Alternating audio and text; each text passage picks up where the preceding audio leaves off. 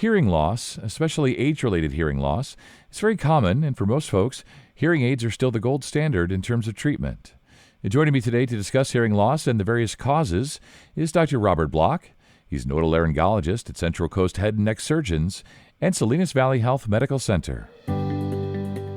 This is Ask the Experts, the podcast from Salinas Valley Health.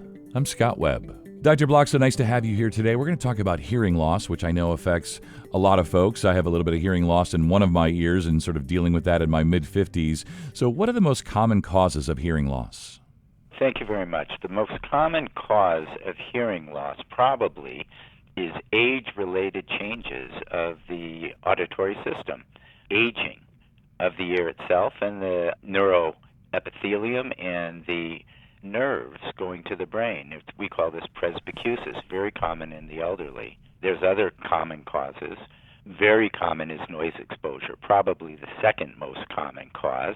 Then there's hereditary or congenital hearing loss. There's certain medicines that can cause hearing loss, notably the aminoglycoside antibiotics, very strong antibiotics. Chemotherapeutics can cause hearing loss. Less common causes are trauma, where the temporal bone, which houses the otic capsule, which is the inner ear, fractures.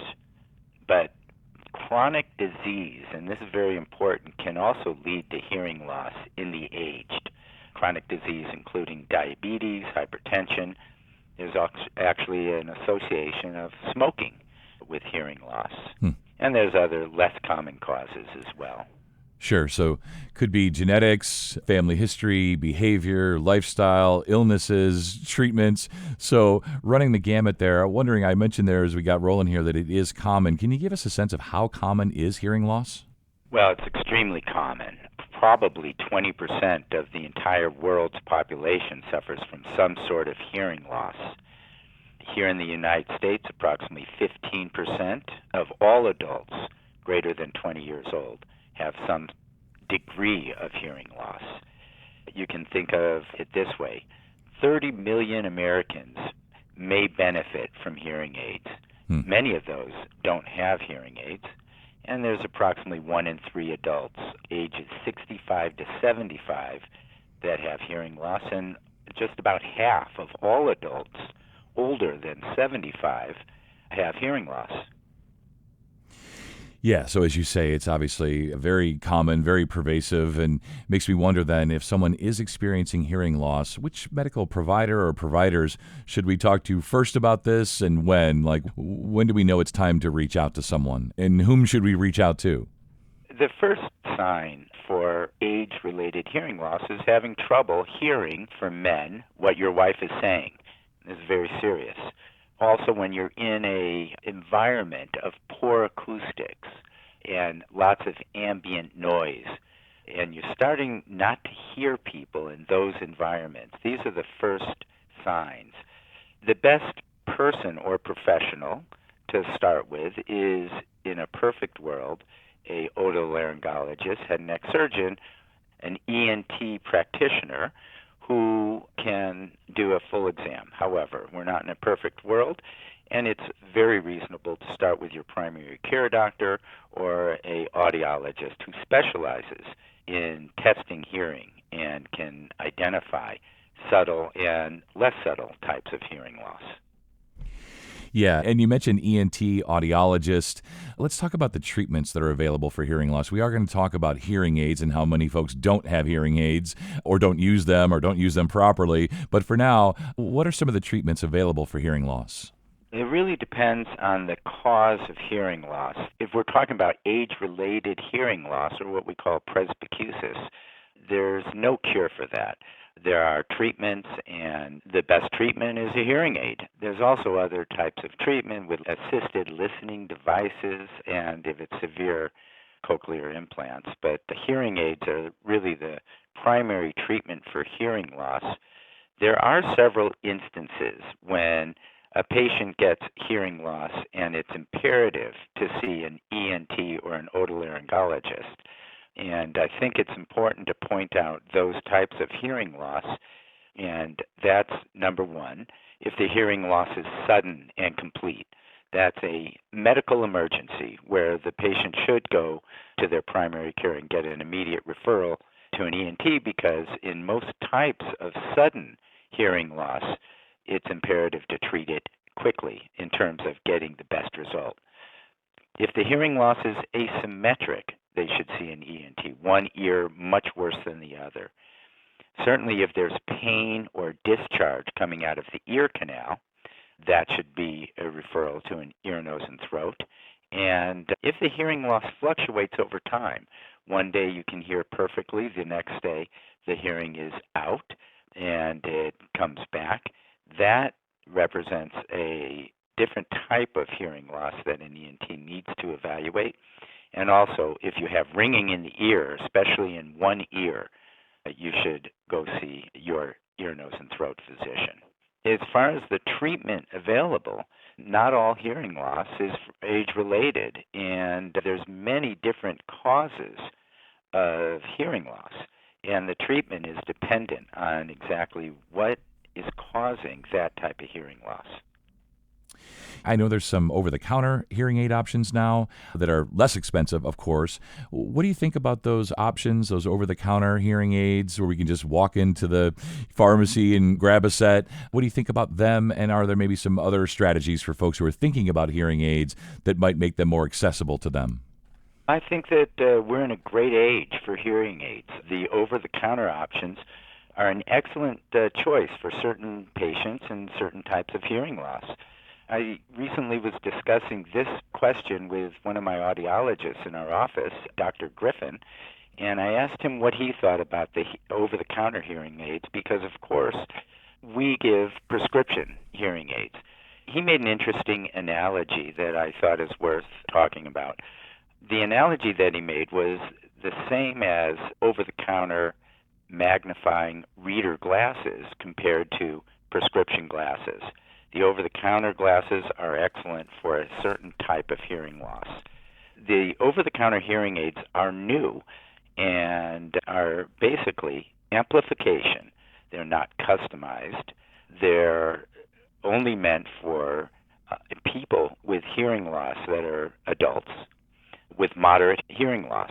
Severe hearing loss, the over-the-counter is not a good choice.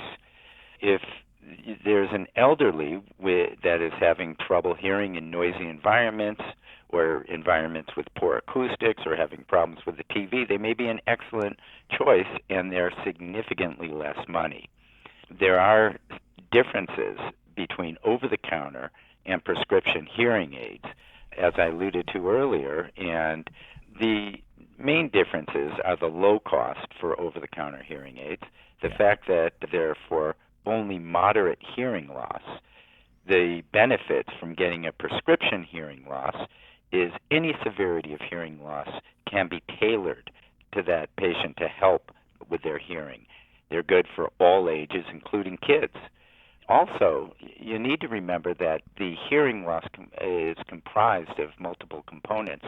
One of the hearing aid mold, the part that goes into the ear canal, is customized due to the particular anatomy of their ear canal, where the audiologist makes molds of their ear canal so that it is an exact fit. The other important aspect is that the hearing aid can be adjusted over time to the type of hearing loss because it can change over time.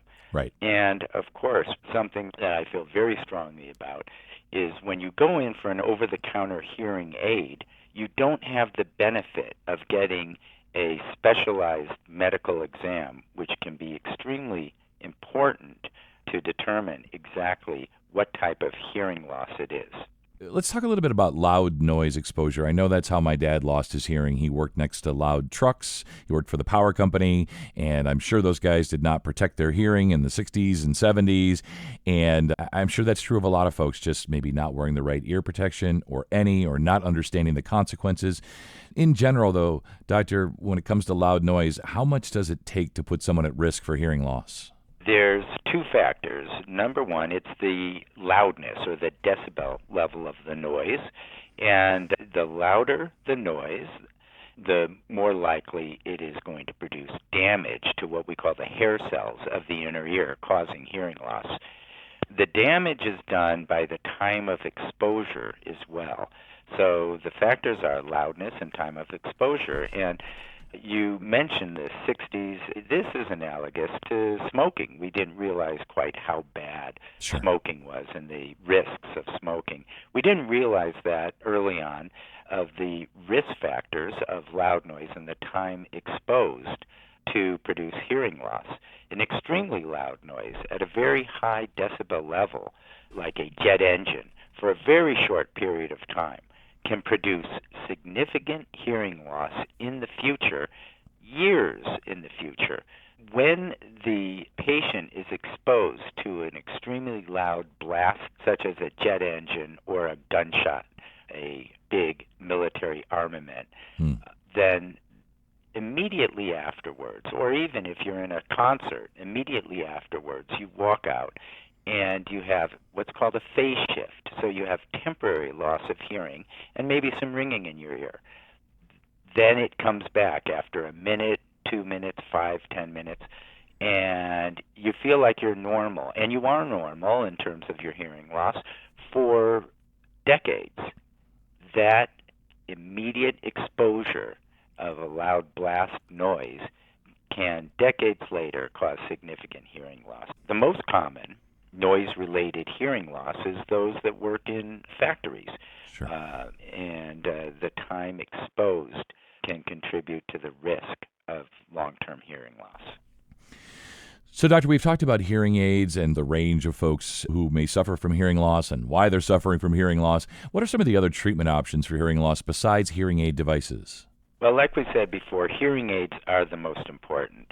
Aside from hearing aids, there's assisted listening devices, which can bring the sounds directly to the ears without ambient sound, no background sound. And there's these listening devices called TV ears, which you can hook up to the TV and go through earbuds, or even in the remote control of the TV with a microphone jack, you can put earbuds in and the sounds are directly delivered to your ears. The last treatment, aside from hearing aids and listening devices, are cochlear implants. And those are very complex electronic devices that are surgically implanted in the skull and directly into the hearing mechanism of the ear. And the technology of cochlear implants has advanced remarkably, and they're used in increased frequency with children and adults alike. Yeah, I've seen numerous videos on social media, small children who had been unable to hear, and then they get either the cochlear implants or hearing aid devices, and they're just such heartwarming videos because hearing is just such an important part of life. And so these little children hearing their mom's voices or dad's voices for the first time, just always really heartwarming, and such important work that you and others are doing. And along those lines, let's talk about the consequences of hearing loss. How does it affect a person's quality of life on a day-to-day basis, that hearing loss? Well, it can be significant. The consequences goes well beyond the ability to communicate. There are vast numbers of people also who could benefit from hearing amplification and do not use hearing aids, and it's been estimated that there are upwards towards 30 million Americans that are not using hearing aids that could benefit. There are many long-term effects of age-related hearing loss, it's thought, and incompletely understood, but agreed upon that in some ways it can contribute to dementia. It can lead to depression through isolation. People with hearing loss, especially the elderly, can have emotional isolation, decreased self-esteem. The elderly with hearing loss tend to have lack of physical activity and lead more sedentary lifestyle, which can produce medical problems.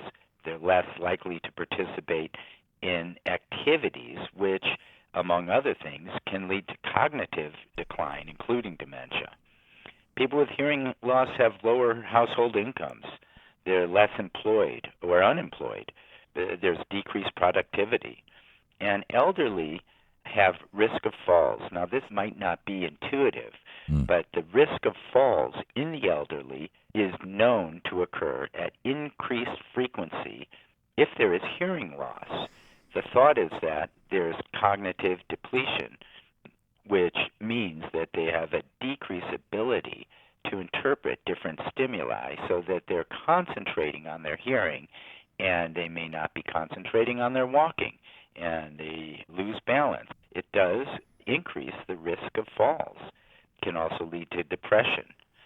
There was a study I read recently that seniors in community dwellings with age-related hearing loss are upwards towards 70% more likely to be depressed than those without hearing loss, where they found depression affects approximately 30%.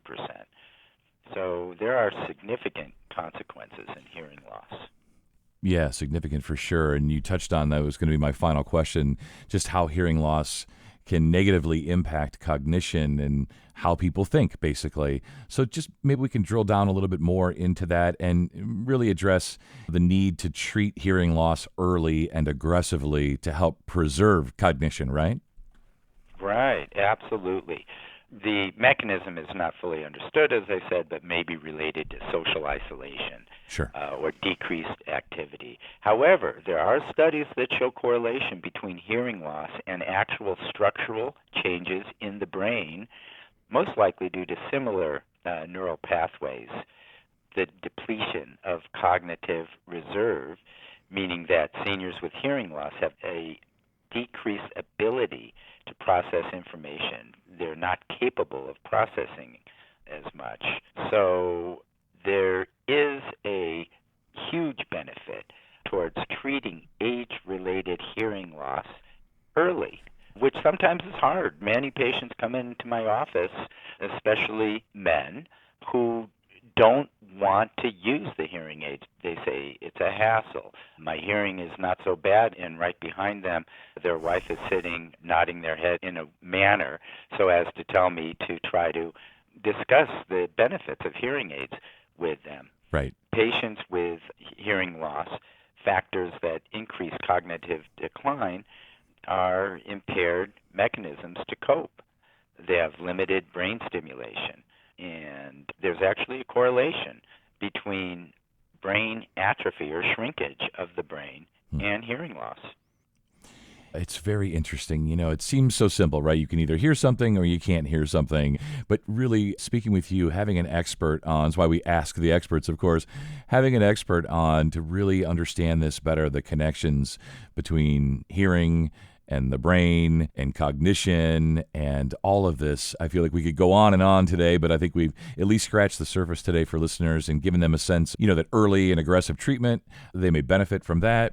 Speaking with their primary or an ENT or audiologist, there's lots of options, lots of treatment options. The gold standard, of course, will remain hearing aids for most, but good stuff today. Thank you so much.